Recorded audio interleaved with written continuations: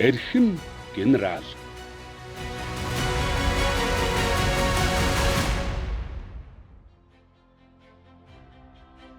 Монгол улсад цэргийн дээд генерал цол олгож эхэлсний түүхт 80 жилийн ой. Дотоод эргийн их сургууль үүсгэн байгуулагдсны 90 жилийн ойгоор буюу 2024 оны 10 дугаар сарын 4-ний өдөр Монгол улсын ерөнхийлөгч Ухнагийн хүрэлцэх зарлиг гарган дотоод эргийн их сургуулийн захирал Бүрөвдөржийн Батбаатарт их орон төр ард түмэндээ өргөсөн тангарагтай үнэнчээр зүтгэн албан үүргээ нэр төртөө гүйцэтгэж байгааг нь үнэлж цэргийн дээд цол бригадын генерал цол хүртээжээ.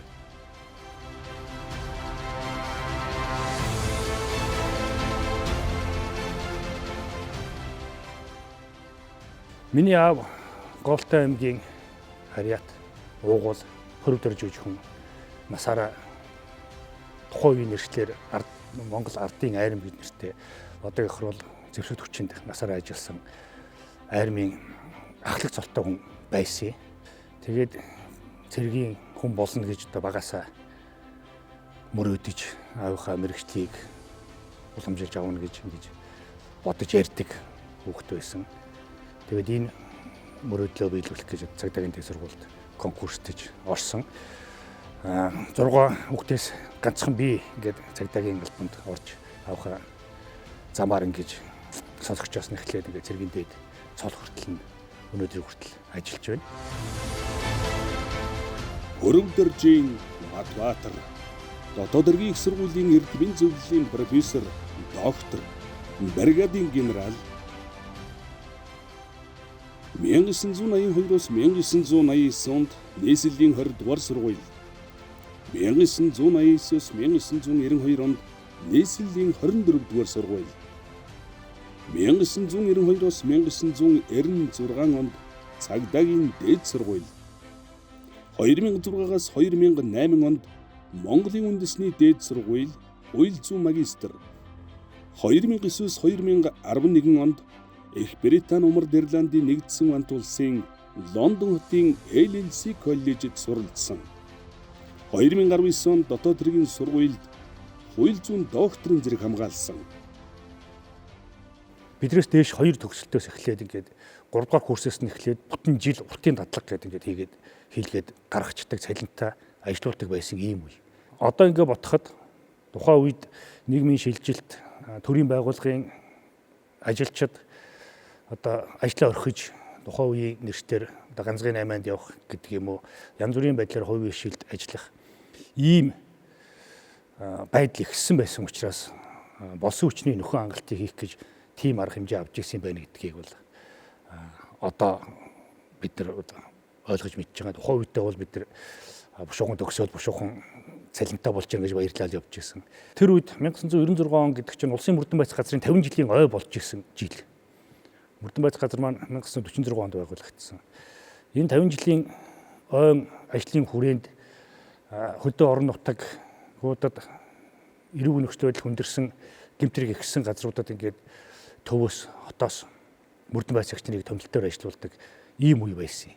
Тэгээ 50 жилийн ойн ажлын хүрээнд энэ ажлынхан байгууллагатад би Хинтээ аймагт томилтоор 4 сар ажиллах томилт 4 нөхдийн хамт аваад Хинтээ аймагт өргөжтүүлж ажиллая гэж ингээд өөрийнхөө өмсөлтөөр өргөдөл гаргаад Хинтээ аймагт 4 жил ажиллаад ирсэн. Ингээд ирээд улсын мөрдөн байцах газар үндсэндээ ажилласан да. Улсын мөрдөн байцах газрын ер нь бүхэл хэлцээг сүүлд нь албаны даргын хүртэл хийсэн гэдэг ийм ажлын гараатай.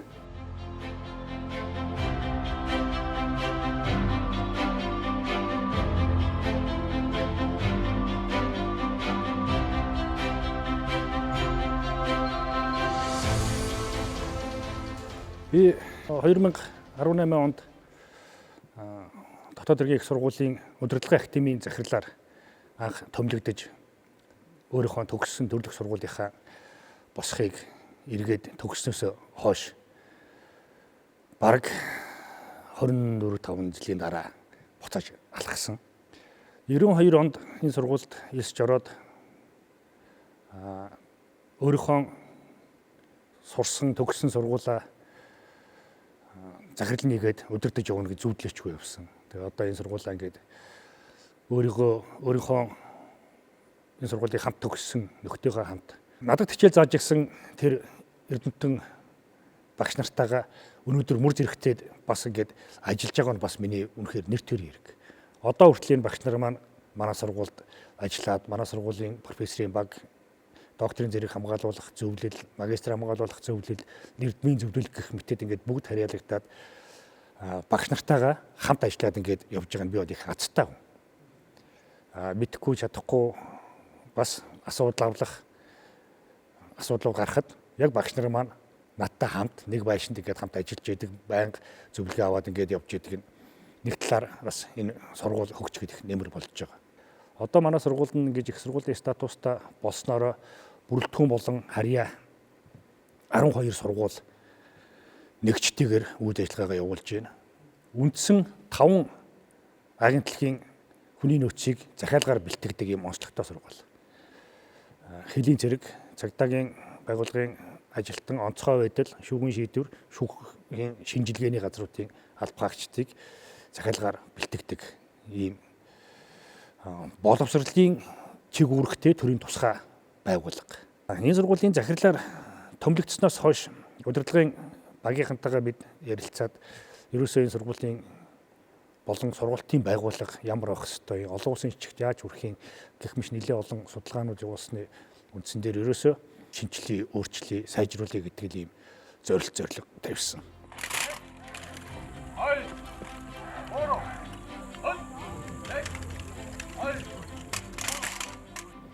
Мэдээж сургуулийн байгууллага байхад багш байх ёстой гэдэг. Энэ багш маань сайн багш байх ёстой, чадвартай багш байх ёстой, хөгжиж байх ёстой. Хоёрдугаар бид хөтөлбөрөө сайжруулъя, агуулгын сайжруулъя, олон улсын жижигт нийцүүлъя, хүний эрхийг дэдэлсэн, цаг үеийг хангасан, нийгмийн шаардлагад нийцсэн хөтөлбөр болъё гэдэг. Гуравт нь энэ багш хичээлээ заах орчин нөхцөл байх ёстой. Ингээд сургуулийнхаа орчин нөхцөлийг сайжруулъя, олон улсын жижигт хүргэе, кампус маягаар хөгжлийн эрхлэлийг тавья гэж ийм зорилтуудыг тавьж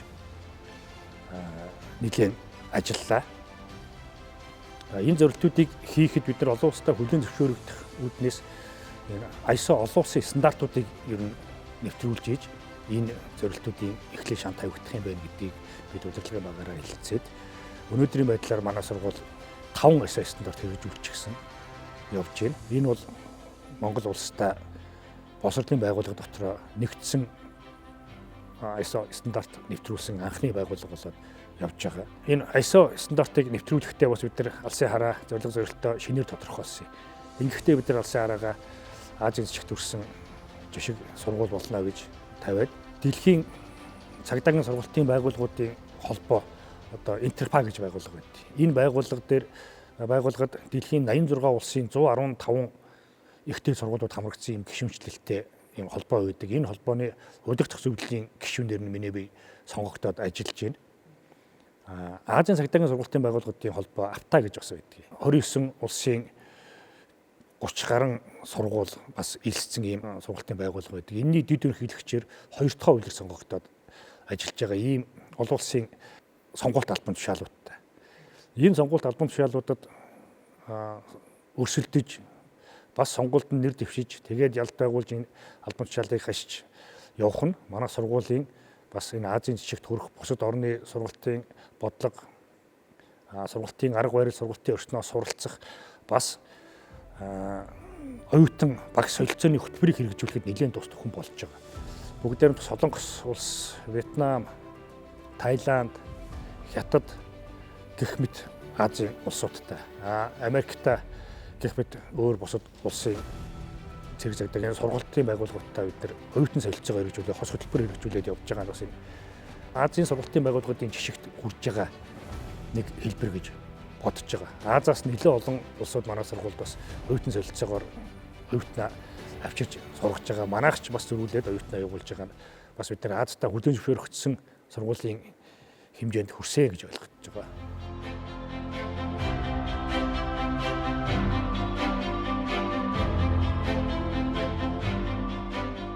Төгсөгчдийг сайн чанартай байлгана гэдэг маань бас их учиртай. сургалтын хөтөлбөр тогтвортой байж энэ үр дүн гардаг. Хөтөлбөрийг байн өөрчлөөд байх ер нь тун тоог. Хөтөлбөр доктортой 1-р курсээс эхлээд 4-р курс хүртэл яг нэг хөтөлбөрөөр нэг стандартаар сургаад энэний үр дүн нь ахаад төгсч гарснаас хойш 4 жил энэ хүүхэд ажиллаж ийж энэ хөтөлбөр үр дүнтэй байсан байна эсвэл үр дүнгүй байсан байна гэдг нь мэдэгддэг. Бүр ер нь боловсролын хөтөлбөр гэлтгүүгээр Монгол улсын хууль эрх зүйгээс эхлээд доктор шийдвэрээс эхлээд за болсон хүчний томилгооноос эхлээд доктортой байх маш чухал. Ажил олгогч нараас бид нар манай төгсөгч нар хэр байна, юун дээр алдаж байна, юуг нь сайжруулах хэрэгтэй гэдэг мөх судалгаа жил болгон авч аль болохоор хөтөлбөрөө сайжруулах тал дээр ажилладаг. Дараагийн дугаарт нь эрх мэдлийн хуваарлалт. Бусад бүрэлдэхүүн сургуулийн захирал болон дэд захирлуудад эрх хэмжээнийх нь хүрээнд нь бүх эрх мэдлийн тарааж өгснөөр манай сургуулийн хөгжил бас нэлийн хурдтай явсан гэж ойлгож байгаа.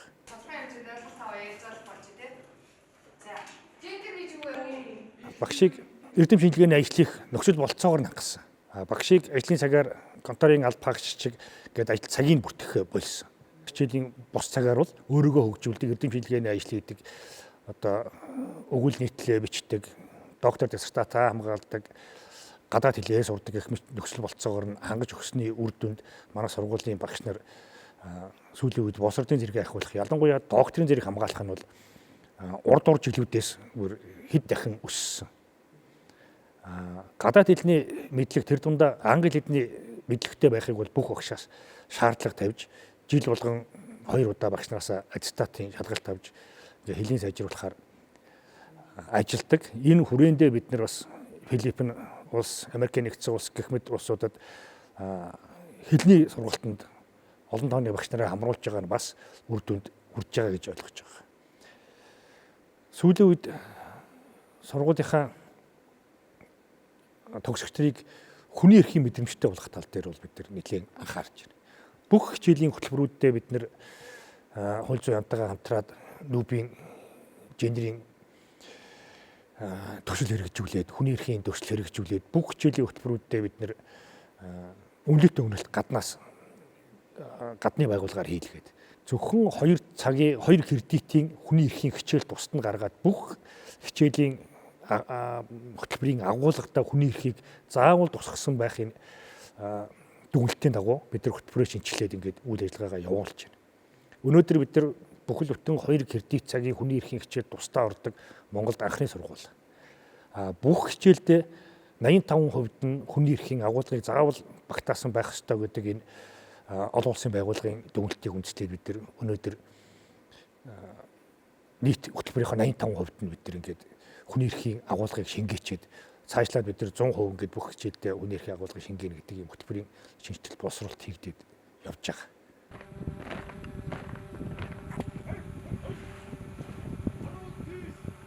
Манай сургуульд элсэж орсон эсэгч нар маань эхлээд цэргийн хэргийн анхан шатны бэлтгэл одоо бидний хэл зарчмаар карантин эхэлж гардаг. Энэ карантингаа дуусгаад цэргийн тангаргаа өргөөд ингээд 1 жил цэргийн казармд байрладаг. Энэ 1 жил цэргийн казармд байрлаж байгаа үедээ энэ хүмүүст ёс зүйн хичээл маш их ордог. Яагаад гэвэл энэ төрийн тусгай албаагч болох гэж байгаа. Ёс зүйтэй хүний эрхийн мэдрэмжтэй байх хөтөлбөрүүдэд агуулга нь шингэсэн байсан ч гэсэн манай багш нар болоод манай сургуулийн ер нь үндсэн сургалтын арга барил нь шудраг баг. Манай сургуулийг 4 жил сураад төгсгöd бол анх орж иж ирсэн хүүхэд бол ер нь шал өөр хүн болоод төгсдөг гэж ойлгож байгаа шүү дээ. Би өөрөө энэ сургуулаа төгссөн учраас бас тэрийг мэдж байна. Одоо ч энэ сургуулаа гэдэг удирдаад ажиллаж байгаагийн хувьд би бас энэ төгсөгч нартай сэтгэл хангалуун байдаг. Миний ажиллаж явах үед хамгийн хүнд хэцүү үе гэвэл сая ковидын 2 жил байсан. Энэ ковидын 2 жилд бүх суралцагч, сонсогч, багш нар маань бүгд 24 цагаар эргүүлж өрөөр гүйцэтгсэн. Тухайн 2 жилдээ 24 цагаар эргүүлийн үр гүйцэтгэх нь хажуугаар нь сонсогч нь захимаар хичээлээ сурна. Багш нь эргүүлийн үр гүйцэтгэгчид хажуугаар нь захимаар хичээлээ зааж гисэн. Ийм давхар үр гүйцэтгэгчээс нь бол энэ цэргийн сургуулийн сонсогч багш нар нэг ийм илүү давхар ачаа үрж явсан ийм үе хамгийн хэцүү нь энэ үед чинь сургууль дээр цуглуулж үүрэг тавьж одоо удирдан чиглүүлж бас зарим нэгийн сэтгэл санаагаар нь өргөж, зарим нэгийг өрөвдөж хайрлах, энийг илэрхийлэх боломж байхгүй. Энэ чинь үүрэг гүйцэтгэж байгаа цэргийн ангараг өргөцсөн цэргийн сургуулийн сонсогч нар гээд хайчиж болтгоо. Энэ чинь айлын нэлэх хүүхдүүд 18, 19 настай хүүхдүүд. Ингээд бас төр энийг хаяагүй би дараас чинь анхаарч байгаа гэдгээ илэрхийлэх боломж их хомос байсанд нь бас хувь хүний өвсөх сэтгэл имзэглэж байсан. Дууссны дараа бол бүгдэнд нь баярлалаа. Маш сайн байсан, мундаг байсан гэдгийг нь бол хангалттай хэлсэн гэж бодож байгаа шүү дээ. Өрөвдөржийн Матбаатар дотоод эргийн их сургуулийн эрдмийн зөвлөлийн профессор, доктор, бригадын генерал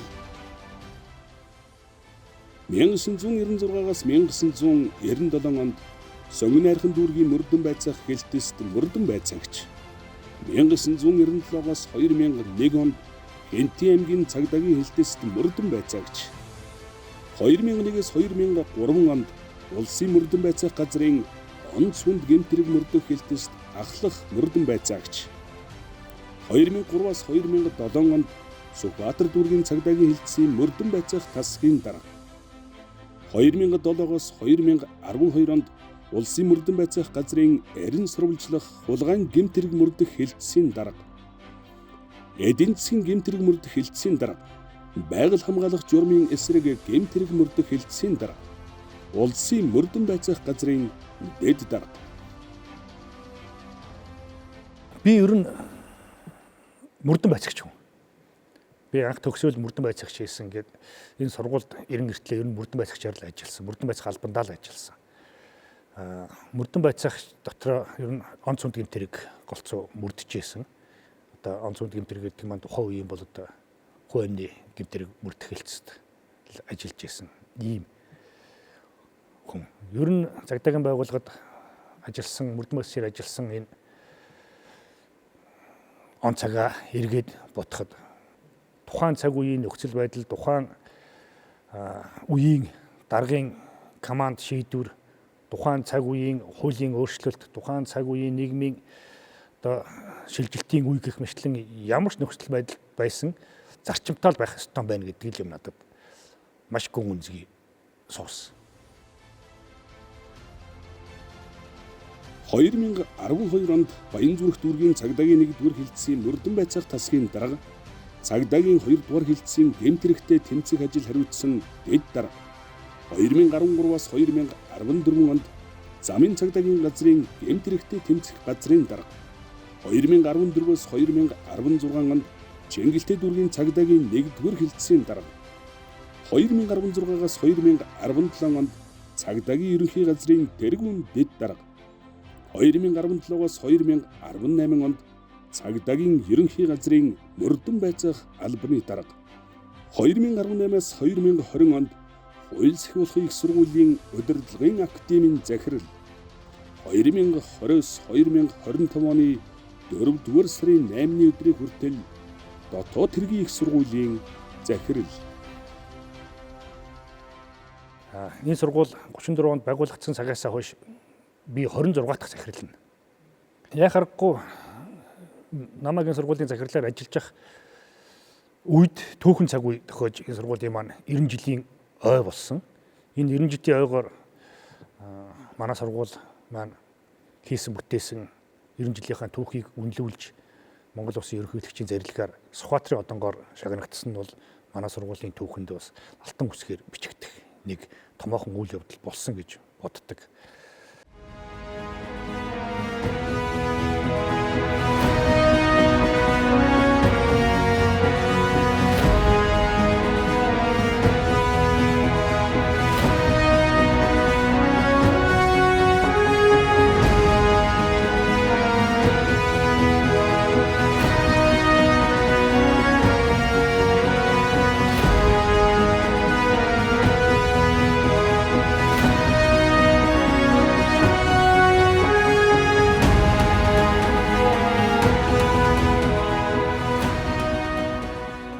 Миний хувьд бол би бол нийтийн эрхшгийг 1-р тавьж явсан. байгууллагын эрх ашиг, хувийн эрх ашиг, салбарын эрх ашиг гэхээсээ илүү ер нь бол нийтийн эрх ашигыг надад нэг мундаг дарга яг ингэж хэлж ирсэн. Эхлээд нийтийн эрх ашигыг бодчихъя. Энэ шийдвэр чинь зөв үү буруу юу? Ингээд хийчүүд гудамжинд явж байгаа нэг Монгол хүнд нэг хүүхдэд яад нөлөөлөх үү?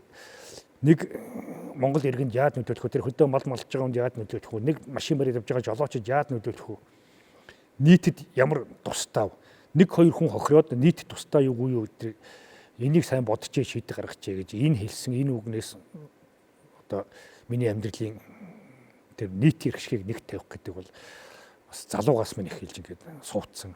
Энийг бас залуучуудаа захиж хэлмээр санагдаж байгаа. Өрөвдөржийн Батбаатар дотоод хэргийн их сургуулийн эрдмийн зөвлөлийн профессор, доктор, бригадын генерал.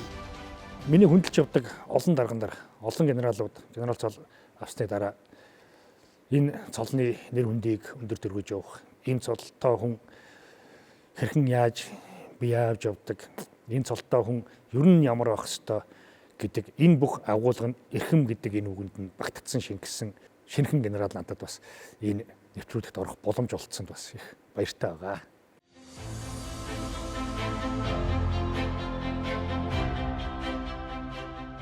Дотоод хэргийн их сургуулийн нийт төгсөгчдөөс ажиллаж байгаа салбар бүртээ амжилт бүтээлээрээ манлайлсан 33 генерал цолтон төрсөн бол Өрөвдөржийн Батбаатар нь дотоод хэргийн их сургуулийг удирдах байхдаа буюу тус сургуулийн нэрийн өмнөөс цэргийн дээд цол хүртсэн анхны генерал болж түүхэнд нэрээ үлдээсэн юм.